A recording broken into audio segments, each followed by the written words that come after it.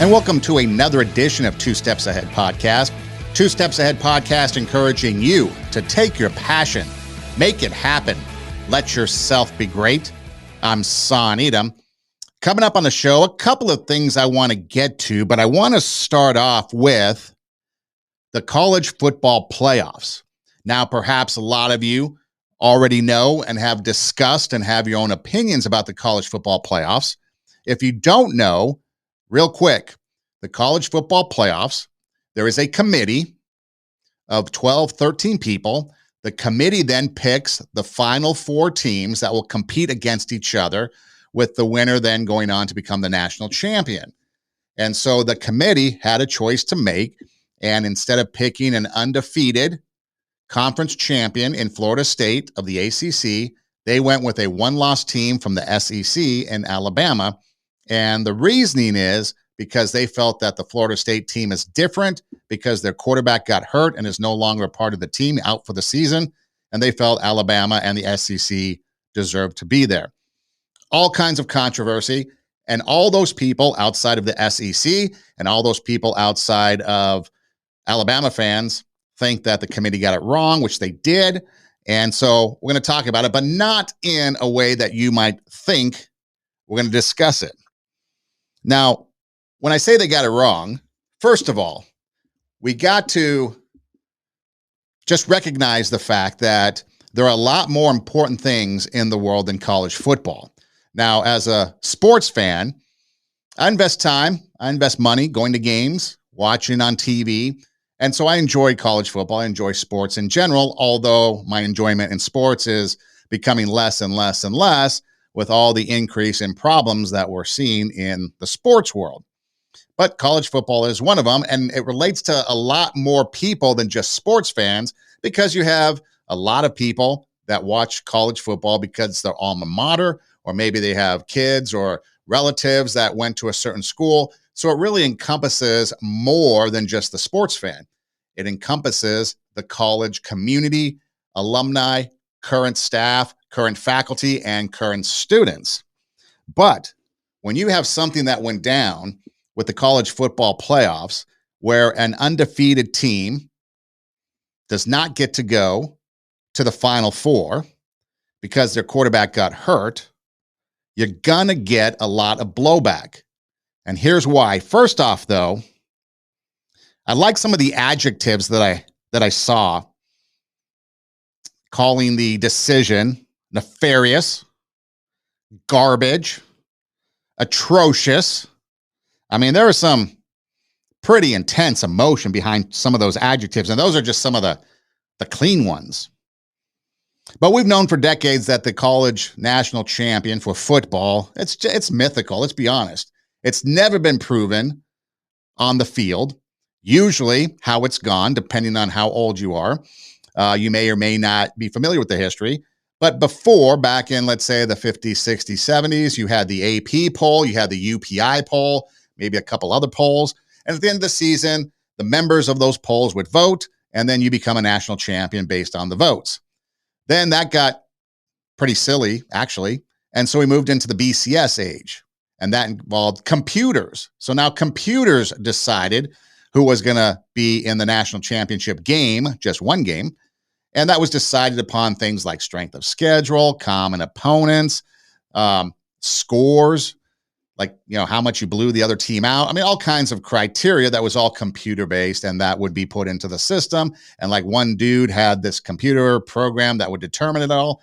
And so that got convoluted, so they got rid of that. Although at the same time, the AP was still continuing with their voting, and so they could basically give a national champion to somebody that wasn't a part of the BCS. Like if the BCS team won the BCS Bowl for the national champion, the AP could give theirs to somebody else. So again, still mythical, still made up, still not settled on the field of battle, in the gridiron, as they say. And so now you have this system where a committee, again, not really determined by what they do on the field. Now, you might say, oh, yes, it is. They look at everything. Well, you can't look at what happened this year and say Florida State did anything. They went undefeated. They had perfection in their season, 13-0, and they don't play for a national champion. when somebody that had a blemish on their record got in. But you look back over the course of college football, and again, the national champion has been a mythical thing, especially when it comes to what the coaches poll was. That was another thing that they had. After the UPI poll went away, you had the coaches poll.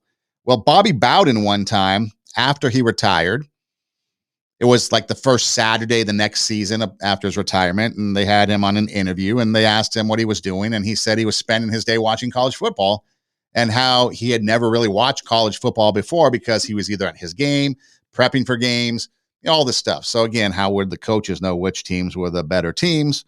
But again, it was all this mythical national champion based on all this other stuff. On the committee this year, you've got a guy that is a gymnasium owner. You've got a journalist. You've got the Michigan athletic director and a former chairman of the SEC. So obviously a lot of bias towards the SEC. And again, everybody that isn't an SEC fan or blinded by their fandom thought that the committee got it wrong. So Florida State goes undefeated, Power 5 conference, gets left out for an SEC team, and so everyone says SEC bias is alive and well. Well, what if we were to put this into a different perspective? I always felt that sports and coaching can teach valuable life lessons. However, it can also be the opposite when you take a look at it from a perspective outside of sports. When you look at sports, you've got teamwork, you've got camaraderie, you've got hard work, you've got dedication, you've got that don't give up attitude. There's a lot of things relying on your teammate. There's a lot of things that you can learn from sports. You can learn from your coaches. Coaches can learn from players. But it can go too far. Coaches can be bullies. Coaches can yell and scream. You see it on the sideline all the time, whether it's youth sports, high school, the collegiate level, NFL. Now, at some point, it's a business, people making millions of dollars, and so people look the other way. But especially at the lower levels, coaches are bullies. End of story. They can be, not always, but when they get abusive, okay? So I would always make the statement that let's take that coaching perspective of them throwing things, yelling and screaming at the players, and put it in the classroom. Would it be accepted if a teacher was throwing textbooks and staplers and chalk or the now expo markers across the room if their students didn't get the right answer? Of course not. That'd be ridiculous, right? Those teachers would be ridiculed. But when you take a look at what the College Football Playoff Committee did, taking an undefeated, unblemished, a perfect team and saying that you cannot compete for a national champion because you're not worthy enough because one player on a team of, well, let's just say you got 11 starters on both sides of the ball, offense and defense, plus some special teams. So you're just one of 30 to 40 people that are involved in every game, and that's the only person that matters. So now let's put this into academics. So what would happen if the student got a perfect score on a test? A+, right?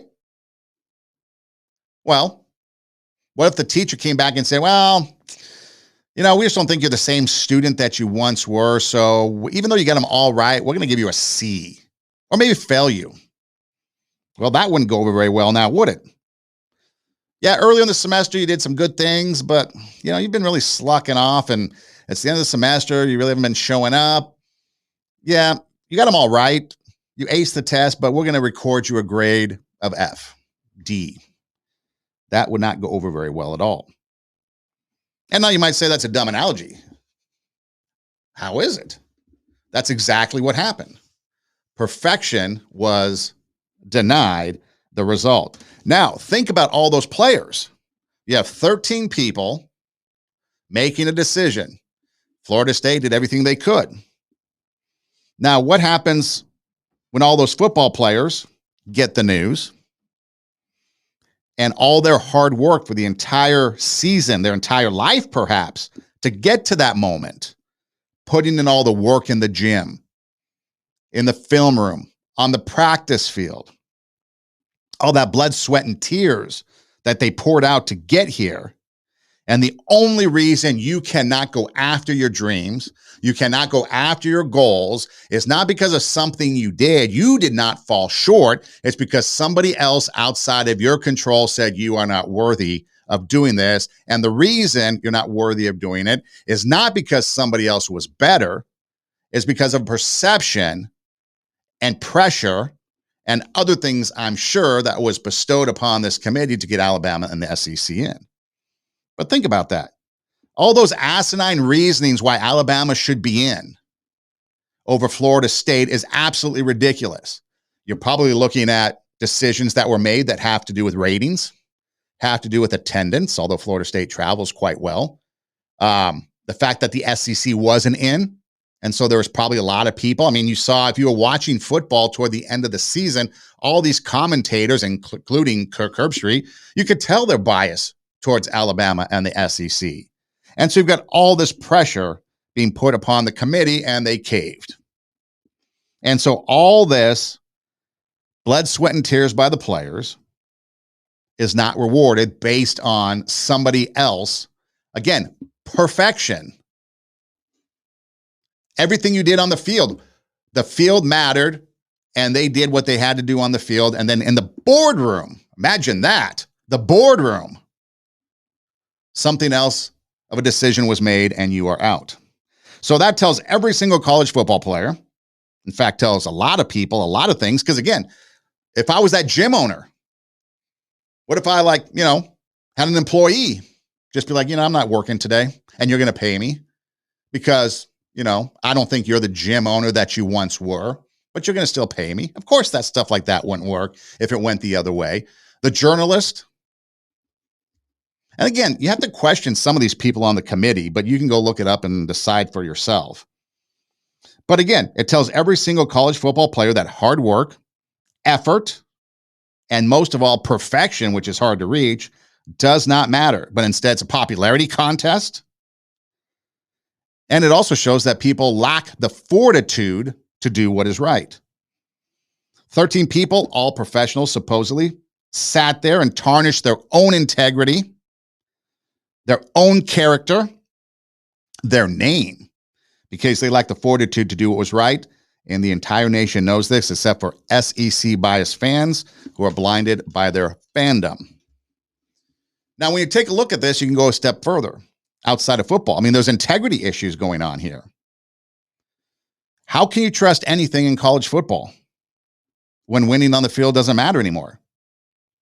And a group of people can just make things up the way they want. I mean, that's just a fact. That's what happened.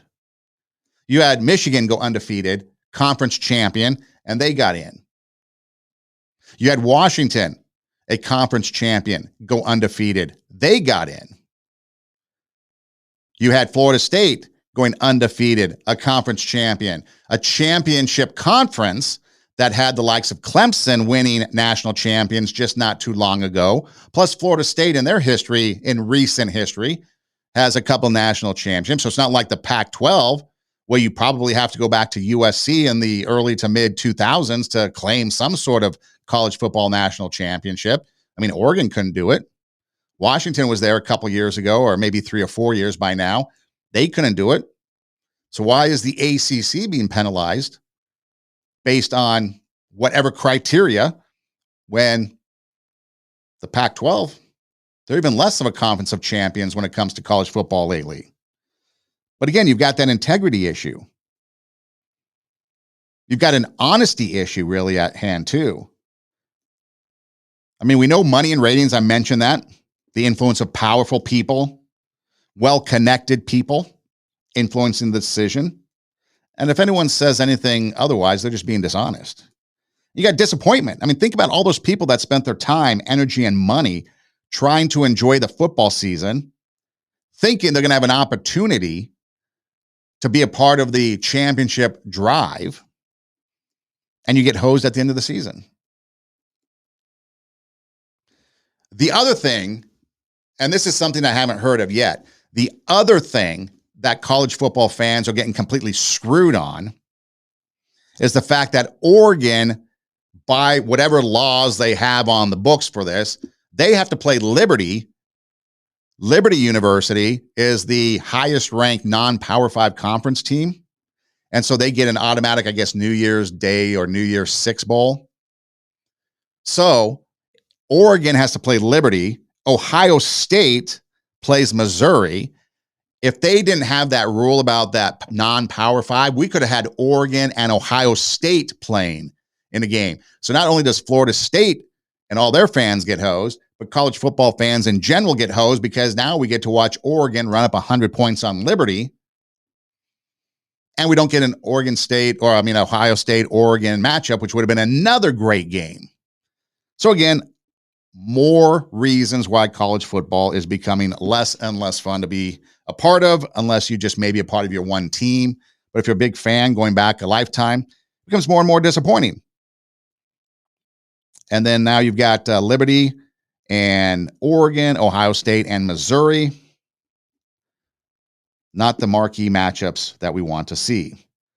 So dumb, and that is why fandom in sports is continuing to dwindle, especially with the more important stuff going on. There's a lot more important stuff going on. I realize that. But again, you have to recognize the fact that a lot of people put time, energy, and efforts and support. Think of the parents that supported these players all those years, whether it was going to training camps or summer camps, football games. You think about all the workouts. I mean, endless amount of time was spent by the parents, by the family members, by the coaches, by the players to get to this point. And then to say, well, you got one guy that's hurt, and so therefore, you can't win on the field. And, oh, yeah, you beat Louisville, but you only scored 16 points. But your defense shut down a top 20 team. But that doesn't matter. Defense doesn't matter. It's one guy, the quarterback, and that's all that matters.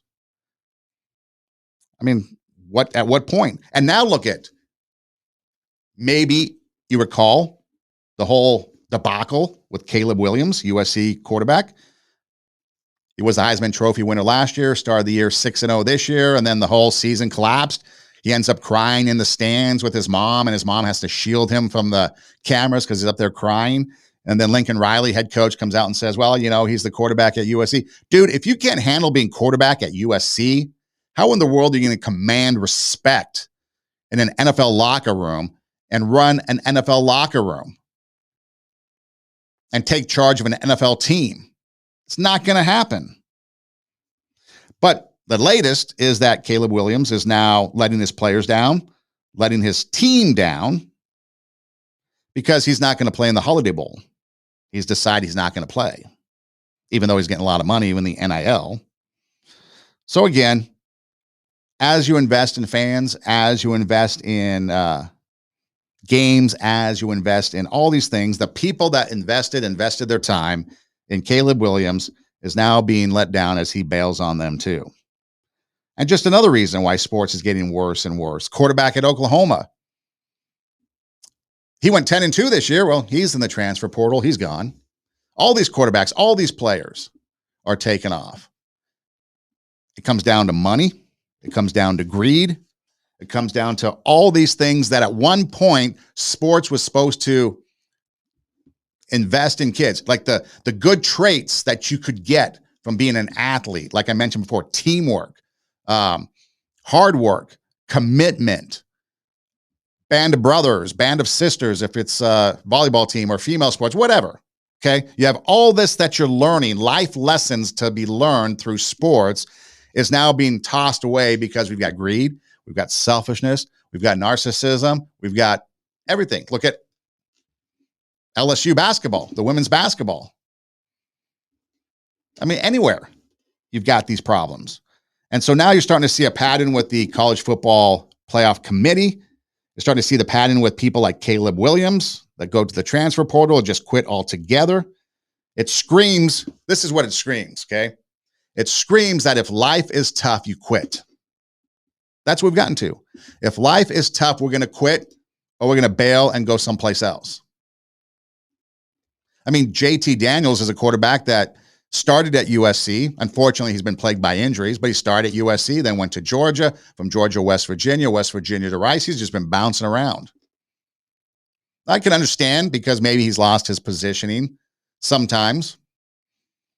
And now he's had to quit because of medical reasons, concussions and stuff. But he's going in the coaching ranks. But what happens now when he goes in the coaching ranks and players just quit on him? I'm not calling him a quitter, but you have to think about that. At one point, I mean, what if you went into the military And your drill instructor is drilling you, and you find out, hey, did you go to war? No, I skipped it. I was AWOL. Or did you go through boot camp? No, I kind of went home. There would not be the integrity. There would not be the example. There would not be the leadership there for those drill sergeants to instruct those new recruits. And that's what we lack. We lack leadership. Leadership building attributes. Leadership building attributes are being eroded away. And not only in sports, but in society in general. We're being left with a society that is more interested in social media views, likes, clicks, shares, than they are with character and leadership building. I mean, we see it with politicians all the time. We see it in athletes now. We're starting to see it in the military. It's starting to ooze into all levels of society where we are not raising the standard, we're not bringing out our inner greatness, and we are not creating a better world.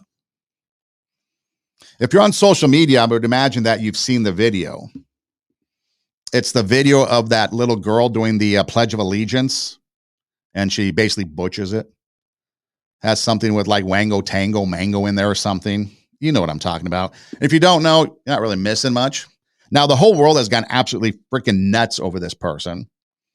Everybody's been duetting and sharing videos and all this stuff. I have a little different perspective based on what I just said. I have a little different perspective. So first of all, America craves, or at least society in general, is starting to crave the lowest levels of intellectual content. Studies have shown that other countries, their content on social media is at a higher learning, academic, intellectual, whatever you want to call it, a higher level than ours. Depending on what your algorithm is and stuff, you get certain things, but I can't find any real decent content on there anymore. It's becoming dumber, more sexy, pornographic, if you may, more deviant. Now, it's not everything. Again, I always say there's not a one-size-fits-all thing. I'm just talking about a majority of what comes across my page.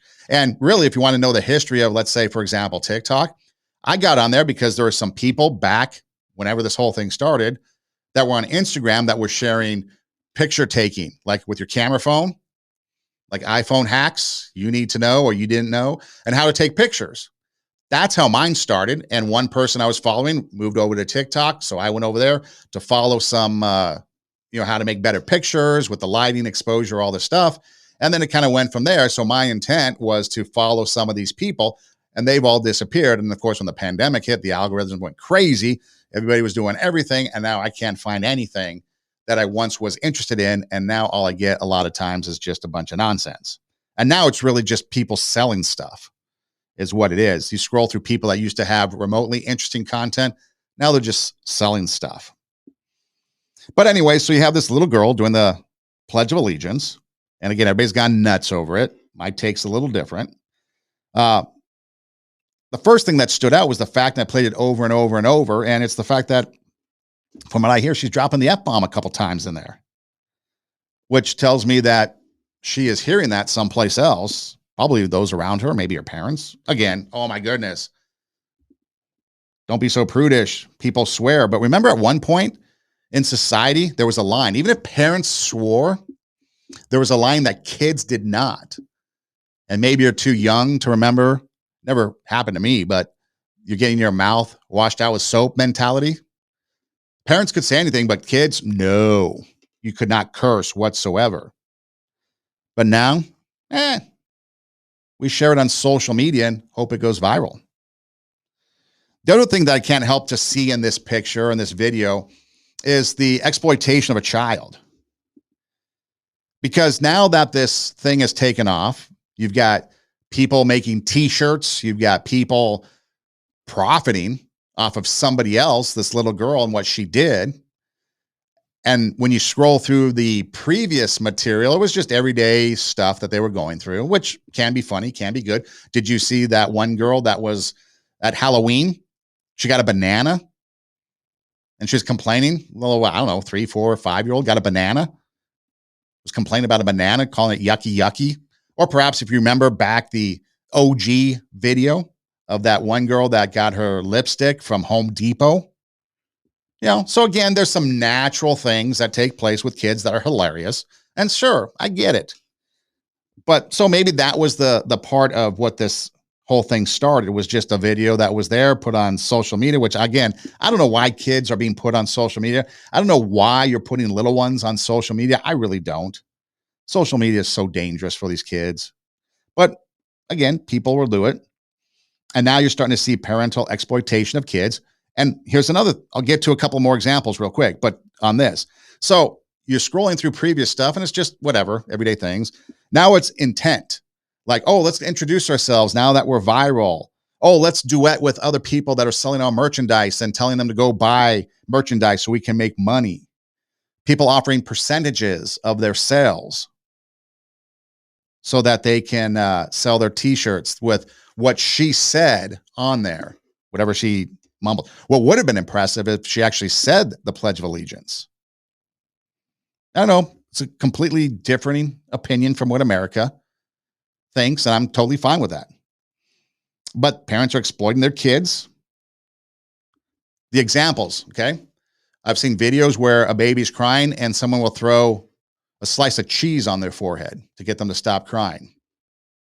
Might be funny to you, but what about that kid and a parent chucking cheese on the head? Or what about cracking an egg on the forehead of a kid? Have you seen those videos? And so these kids get their eggs cracked on their forehead. They get mad. Parents are supposed to be a safe place for kids. A place where you go to be comforted, maybe to learn lessons, to be taught how to do things in life. But especially the younger ones, their whole world is their parents. And now you have parents taking advantage of their kids, violating that security, that safety. And they do it all for the name of likes and views. I mean, what's that about? You're sitting there as a parent and especially if you're a good parent and you love your kids. Obviously, there's a bunch of bad parents out there that don't like their kids. But you love your kids and they're crying. How is it respectful to throw cheese on their forehead? Or how is it respectful to crack an egg on them and think it's funny? Now you might say, okay, giving a little kid like a baby, an infant, well, not really an infant, but a young one, a lemon or lime, and they get that sour face. But again, we all know what's going to happen, but that's not really malicious because again, you're introducing kids to certain foods, which they may or may not like. I've seen some videos where they're given like ice cream and they just don't like it. So not everything, again, is necessarily bad. But again, you're starting to see an increase in exploitation of kids by parents for likes and now for money. By the way, I finally saw a video. I've been thinking about this. I've been putting the show together for a little bit now. But I always like to wait and comment on things to see how things go. Because then, it changes all the time. But now the story's pretty much settled. But I have some information because I was looking it up, and according to the U.S. copyright laws, so basically when you take a look at the copyright laws, U.S. copyright laws apply to any work as soon as it is created and fixed in tangible form, whether it's registered or not. It grants a set of exclusive rights to a work's owner and protects the owner and work regarding issues of reproduction, distribution, and adaptation. So, in this case, you're talking about performing arts. These are examples of copyrighted material. Performing arts, visual arts, motion pictures, photography or photographs, and other digital content. Original work of authorship covered under copyright can be film, piece of music, dance, book, design, artwork, and more. It's something you produce with a sufficient amount of creativity. So, when I look at that video, that is 100% creative or created, but creativity is 100% to that girl. She basically just made that thing up from what we can tell. The Wango, Tango, Mango, whatever. And now you have people out there making shirts that says make Wango, Tango, or Mango, whatever she says, great again, and all this other stuff. And they're offering 50%. And now I did finally see a video where someone did say that, hey, you should check into, your legal rights, right? Which I guess they're going to. But everything that those t-shirt makers, every penny that they're making actually belongs to that little girl or that family, because it's all copyrighted, because it was put in a tangible form, which is a video on social media. So just a side note that the copyright infringements that people are doing, again, exploitation. And then if you're somebody else, automatically you're being exploitative. You're being exploitative because you're trying to make money off this person. But the bigger question, as that was just a side note, but the bigger, well, actually not a side note. So if you're putting something out there and people are stealing it, it's yours. Just so you know. But the bigger question is, why does society not crave more intellectual content? I mean, some of the content I like recently I saw one that had I'll just use this as an example. It wasn't the words that they used, because the words they used had O-U-G-H-T and they all had different soundings. But this is an example. If you spell the word bomb, B-O-M-B, tomb, T-O-M-B, comb, C-O-M-B, they all end in O-M-B, and the only thing that changes is a consonant in the beginning. Why is that? Okay, not the most intellectual, but an example of what I'm talking about. Things like that, for me, that make the mind think, I like. Things like photography tips and tricks, creative things. There's things out there where it says, how old were you when you first learned to do this? And you realize you've been opening a can of tuna wrong your entire life. Things like that. Those are kind of cool things. I'm not saying everything has to be that way, but that's the minority, because people are craving things that aren't even intellectual anymore. And you think about all the people that go nuts when TikTok, when the former president Trump was talking about doing away with TikTok. People going nuts. Can't do that. The other thing I find hilarious is people being consumed with what strangers think and say. The influence is being driven by, strangers will comment something. So the person then will take that comment, post it in the corner of the screen, and then say, oh, look at that comment. I'm going to comment on that comment. Who cares what a stranger says? It's no big deal. You don't need to make content videos based on what somebody says. It's like, give up already. Just move on. So to me, if you go back to this video, as we wrap up the video story, what really would have been impressive is if this young gal actually said and knew the Pledge of Allegiance. Or let's just start with not dropping F-bombs. But that probably doesn't go viral. And you can't make merchandise out of it. And people aren't going to make money off of it. And so therefore, it's not going to be made.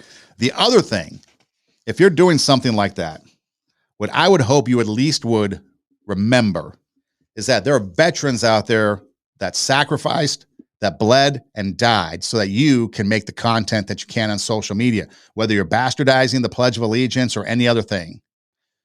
There are soldiers out there that sacrificed, bled, and died so that you can have the freedom to make that content. And if you don't realize that or recognize that, that makes you even worse. Now, earlier, I couldn't decide whether what story I wanted to start with, but this is something that I think is important, okay? You've got two sets of character traits that if you look at somebody, you might see what is their life producing. You've got on one side what would be called, according to Galatians 5 in the Bible, the fruit of the Spirit. That would include love, joy, peace, patience, gentleness, kindness, goodness, faithfulness, and self-control. And then you have what they call the acts of the flesh: sexual immorality, impurity, debauchery, idolatry, witchcraft, hatred, discord, jealousy, fits of rage, selfish ambition, envy, drunkenness, and orgies. Now, we're not going to delve into all of this and cast aspersions on people, but if you were to take a look at these sets of attributes, which attributes would you want your family and friends to have? What type of people do you want to be around? Do you want to be around people that are producing or showing love, joy, having peace in their life, being patient? Or do you want people that are hating on each other, which social media, Twitter or X, whatever it is now, people that have no joy whatsoever, no peace in their life. They're always angry. They're always upset. They're always looking for the negative in everything, have no patience with anything, no gentleness. But again, love, joy, peace, patience, gentleness, kindness, goodness, faithfulness, and self-control. Those are attributes that for me, I'd rather be around people that have those. Rather impurity, debauchery, idolatry, witchcraft, hatred, discord, jealousy, fits of rage, selfish ambition, envy, drunkenness, and orgies. I know some of you out there like, orgies, oh yeah, let's do that. But I'm being serious. One of those conversations that's the serious moment. How would you want to be treated? Would you want to be treated with hate or with true love? I'm not talking about, oh, we love everyone. Love's love. I'm talking about true love. Someone is truly vested and invested in you. They're going to treat you properly. Because we have a choice to make. And when you look at things, look at anything, whether it's on social media, whether it's a committee selecting football teams, you can see what these people are like and perhaps get insight into who they are based on the outcomes of these things. I mean, you're talking about selfish ambition. I mean, Caleb Williams, for example, is quitting the team and not playing because of selfish ambition. That's all it is. It's just selfish ambition. A lot of people will look and comment on things. There's a gal in South Carolina that pops up on my feed, good-looking gal, but everyone will comment on her things, and as you look through the comments, it's a bunch of guys commenting on things, like her voice and the way she talks. For example, was a video. She was finally doing some speaking videos and thinks her voice is, sounds like a 12-year-old with a cold. Everyone's like, no, your voice is lovely, this, that, or whatever. But other videos, that people put, not necessarily her, but other people put, things like that. For a guy to look at someone with that's a good-looking gal, what's your motives? Is it sexual immorality? Is it impurity? Or are you being genuine? Because that good-looking person happens to be putting up good content. Good-looking people can put up good quality content. Doesn't always have to be sexually impure or immoral, etc.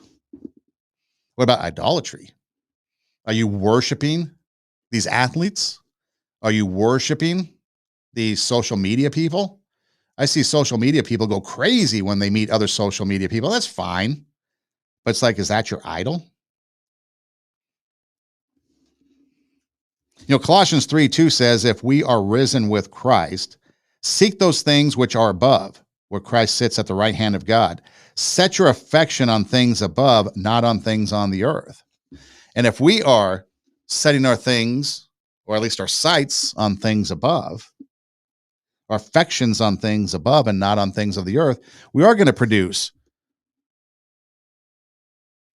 actions, words, thoughts that are filled with love and joy and peace and patience and gentleness and kindness and so on. Galatians 6:19 says, do not lay up for yourself treasures on earth, where moth and rust destroy, thieves break in and steal, but lay up for yourselves treasures in heaven, where neither moth nor rust destroys, nor do thieves break in and steal. For where your treasure is, your heart will be there also. We've talked about the heart all the time and a lot recently. But we talk about the heart. What's on your heart is going to consume your thoughts. Your thoughts are going to control your actions.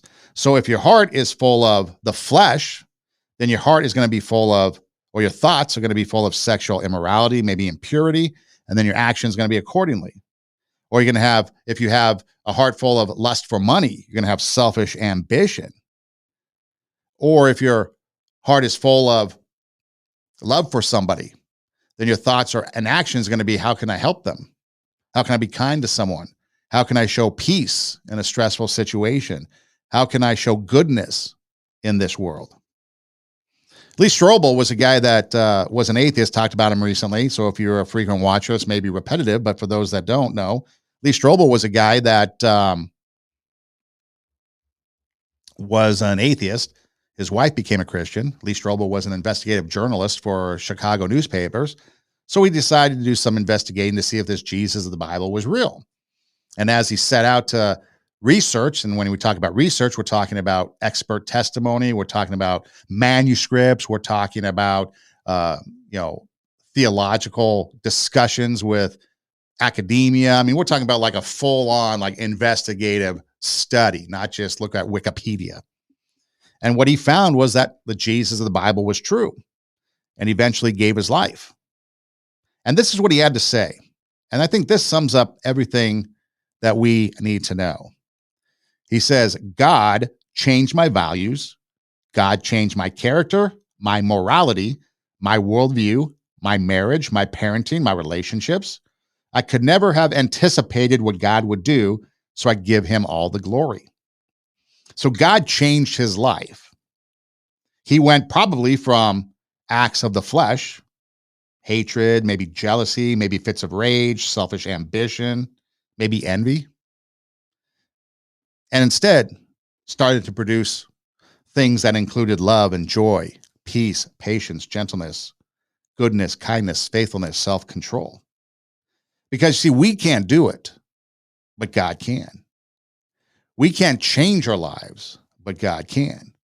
So if you're tired of producing discord, hatred, worshiping other things, you're tired of being envious of everyone all the time. Maybe you're tired of being drunk. Maybe you're tired of the lifestyle that you live, the lifestyle of those around you and how they're living, and you want to get out. And you might think, I can't do it. You're right. But you know who can? God can. So if you're looking to change your life and you're looking to produce more what would be called the fruit of the Spirit and less of acts of the flesh, God can change it. God can change you. God changes me every day. And by doing that, you might find yourself in a better situation in life. And more importantly, a better situation for all eternity. Every day we see something in the news come out about transgender athletes. I think just the other day I think it was 2 cyclists that were men. Now they're supposedly women, and they came first and second in the bicycle racing, cycling. And of course you had Leah Thomas was the swimmer. Then you've had, I've got headline after headline after headline here of people. You've got a female high school volleyball athlete who suffers I guess they call them natural born women. Okay. This high school girl suffers a serious head injury after a transgender player spikes abnormally fast ball. I don't know if you've watched volleyball, but I like to watch volleyball. And in the NCAA tournament now, it's NCAA tournament volleyball time, the March Madness of volleyball, for college volleyball. And if you watch some of these players, man, some of these women can hit the ball. And the lady or the player on the other side receiving the ball, they can't even react. And that's a woman hitting to a woman. Now imagine some dude hitting to a woman. And in this case, it happened, and she suffered a serious head injury. Another headline, shocking field hockey injury sparks fight over transgenderism. Apparently, a dude who is now a woman was playing field hockey. If you don't know what field hockey is, look it up. But it has a hard ball, I guess, or a harder ball, kind of like a lacrosse thing. I guess it was like the first version of lacrosse, but the ball has to be on the ground, like soccer and lacrosse maybe would be the best way to sum it up. But apparently, there was a ball that was lifted into the air while this trans woman, this dude, was trying to shoot a goal, and the ball hit a player on the opposing team in the face, and everybody on video just started to they had to turn away, fell to their knees, because apparently her whole face and her teeth just got obliterated because the force by which this guy, who's now a girl playing on the women's field hockey team, struck the ball, just obliterated her face. And then more outrage over that as they tried to make policy changes. You've got Powerlifting Federation announcing changes to its gender policy because men are outlifting women in powerlifting. Transgender female MMA fighter gives female opponent concussion and broken eye socket. I know that happens all the time, but if you saw Rocky IV You saw that scene when Ivan Drago throws his punch and that machine registers the force and just goes, and next thing you know, it's like off the charts. It's probably what it's like. Would you want to be hit by that? All these people that are proponents of transgender men or women, whatever they are, dudes playing women's sports, if you're all for that, why don't you go and you be on the receiving end of some of the actions that these other girls are being a part of? And again, it goes back to like what I said with the Florida State. All these guys were sitting there and they were working hard and they were practicing and they committed to the team, the weight room, the film room, learning the plays, practices, all this, and they were denied because a committee said you can't go. That's it. 12 people, 13 people said you can't go, therefore they can't fulfill their dream after all the hard work they put in. And if you're outraged about that, now imagine what it must be like if you're a female and you've done the exact same work, the exact same effort, the exact same everything that Florida State did, and now you cannot do it and cannot achieve your goals, not because you can't compete, but because, hey, some other guy's going to come in claiming to be a woman and he's going to blow you away or get you hurt. And now you can't chase your dreams. You can't achieve your goals. You can't become the champion that you hope for, or at least you cannot rationally compete because you know you're going to get beat. But here's something that could have went down that I think could have changed the narrative. And here's what I mean. So with field hockey, with boxing, with powerlifting, with volleyball, with all these other sports, track, you name it, it all has to do with physical ability. There's a physical ability component to all those things. Okay? Strength, speed, body mass, genetics, what the estrogen, testosterone thing, you know, that all these committees come up with and say, well, you need to fit these buckets of how much levels of all the stuff you have. Okay, all that. It's all a part of all those sports. The one sport, possibly two if you wanted to include bowling, but the one sport that you throw all that out and it's basically based on skill, and that is pool in the pool hall. Not in the swimming pool, on the pool table. A couple stories came out where female pool player forfeits final due to facing trans woman opponent. This one lady received applause from a crowd after leaving her match against Harriet Hines, who I guess is the trans woman. I think this was over in Wales. Some English Pool Association championship for 2023. And it goes on and she gives her reasons because it's a guy and all this stuff. And then there's another story. A top female pool champion refuses to play against transgender women.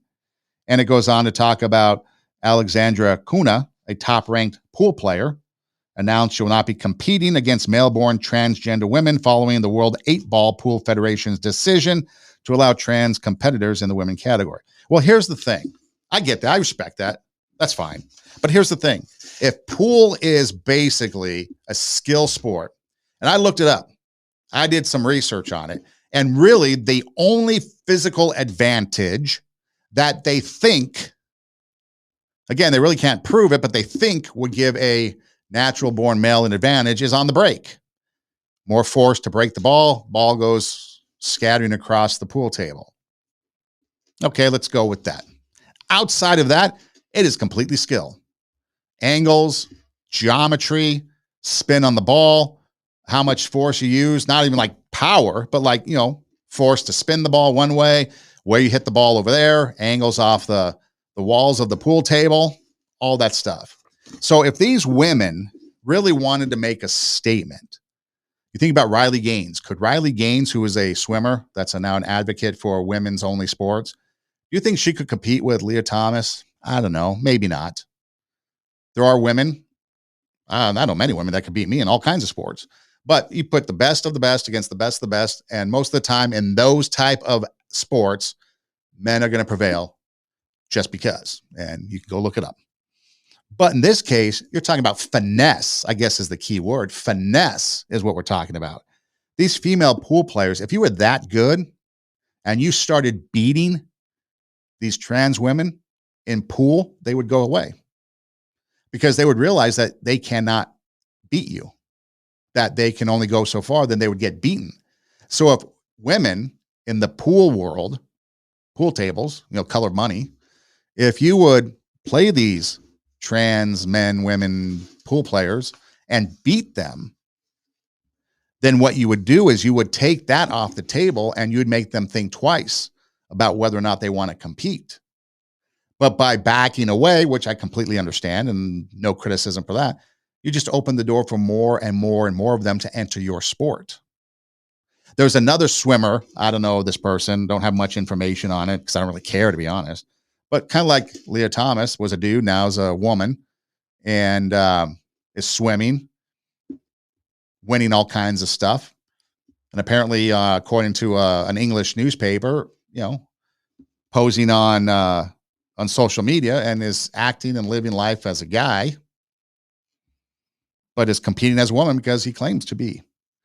But again, if these women would have played these competitions and won these championships and beated these trans women, they could have set a big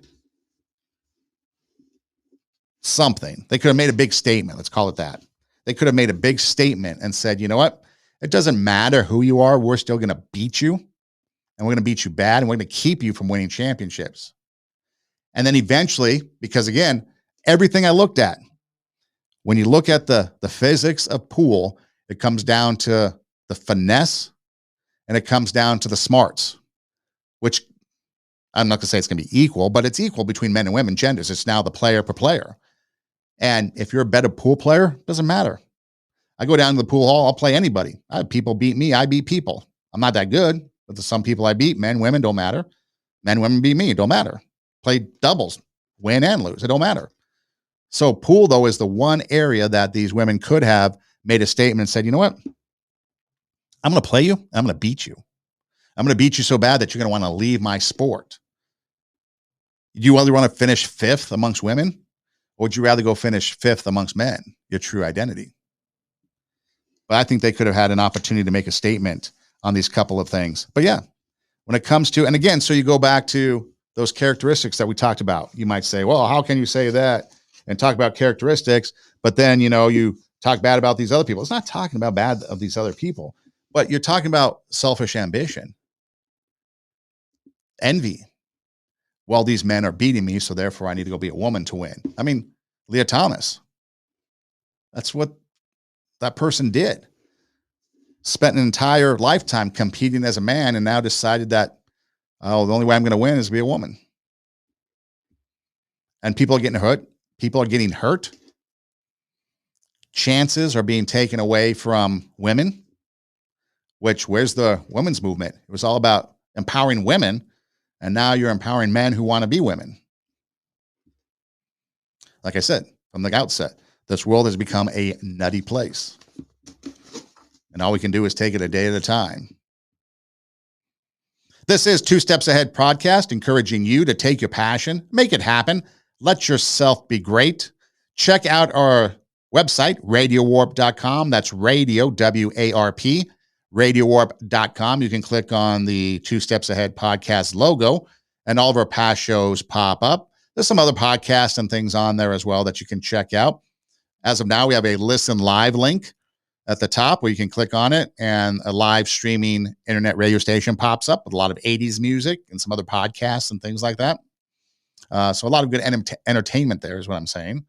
You can also check us out on Instagram. TWO is our 2, so not the number 2. We spell it out, TWO.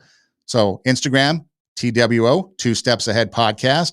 Facebook, Two Steps Ahead Podcast. You can internet search, again, TWO, Two Steps Ahead Podcast, and we pop up. So if you have a hard time finding us, just do that internet search. You can listen to the podcast pretty much anywhere you listen to podcasts, but we also have a SoundCloud page that you can subscribe to and be notified when new episodes pop up. We have a Rumble page, also on YouTube, but sometimes we get banned from YouTube, so we went to Rumble. But again, you can subscribe and you can never miss an episode. SoundCloud, you can actually download the episodes and take them with you on the go. We're on Spotify for as long as that's around. Pandora, iHeartMedia, Apple Podcasts. Hey Siri, hey Google, play TWO, Two Steps Ahead Podcast, and our episodes pop up. So there's a lot of ways that you can find us. It's pretty simple. You can reach out to the show. And you can email us at twostepsaheadpodcast@gmail.com. That's twostepsaheadpodcast@gmail.com. If you want to comment on the show, reach out, or whatever, or you just need a friend for the holidays, whatever it might be, give me a little bit of time. I do respond, but yeah, email us. But as we go through life's journeys, a lot of things are going to be popping up. A lot of things are going to be coming our way, a lot of obstacles, whether it be being denied going to a championship tournament because 13 people just basically said, no, we don't think you're worthy. First of all, if I was Florida State, I would tell them not to rely on the words of 13 individuals that don't know what they're talking about, because Florida State is definitely a championship team. Florida State went undefeated. And again, for those people to say you're not worthy after putting on that time, effort, and energy is horrific. And I think they set the bad example. And they furthered the cause as to why college sports and young people are struggling these days, because instead of proper feedback and proper recognition, it gets bastardized by influence, selfish ambition, envy, strife, all those other things. So that's going to come your way. But don't let the eyes of other people dictate who you are. Know inside your heart that you're a champion. Know inside your heart that you put in all the work. Know inside your heart that you are a winner. And if that's in your heart, then that's going to be in your mind. And your mind is going to be thinking, I am a winner. Your mind's going to be thinking, I am a champion. Your mind's going to be thinking, I can do good things. And then your actions are going to follow suit. And then pretty soon you are raising the standard in your life. You are bringing out your inner greatness. You are taking your passion and you're making it happen, and you're letting things be great. You're letting yourself be great. And then others around you will see that in you and be like, if they can do it, so can I. And then they will follow your example. And then maybe somebody else and somebody else and somebody else. And then people that you might not even know or ever realize, because of this trend of influence, of positivity, comes back to you. And now you just helped raise the standard in your neighborhoods, in your communities, in your cities, at the grassroots level. So again, don't let anybody tell you to live inside this box. Live outside the box. As long as you're moving towards greatness, doing something good, something positive.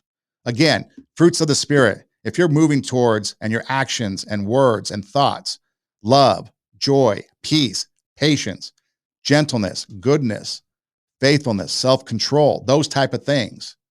As long as you're moving in those directions to produce that, you're doing great. Sure, there's going to be times we fall and do other things.